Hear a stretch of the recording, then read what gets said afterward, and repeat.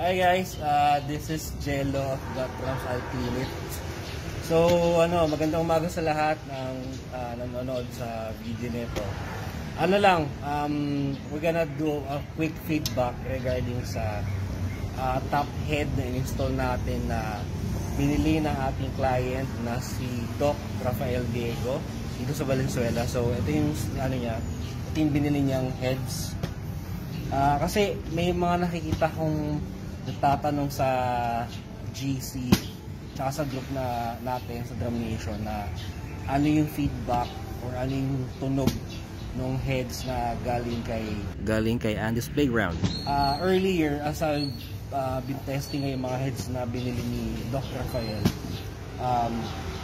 para siyang Evans. For me, siguro yung dinig ko. And siguro yung feel na din kasi black na black eh. Evans na black. I forgot mismo yung exact na Evans na yun. Coated siya. Tapos ito double ply. And makapal. And I think na really durable. Yung tunog niya.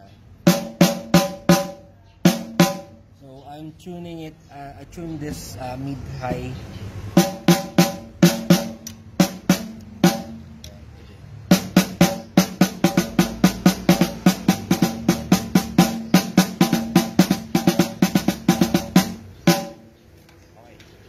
So, ayun, wala pang muffling things or ako nilagay.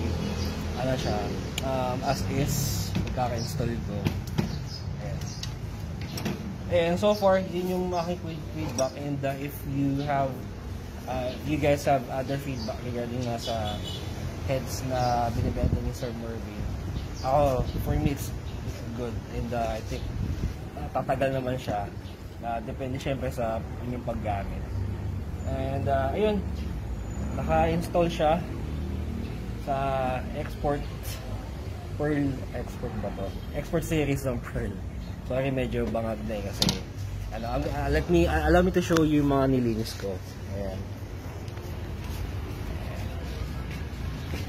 So far, actually isang buong magandang set.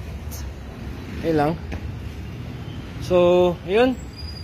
Again, this is Jello of Got Drums.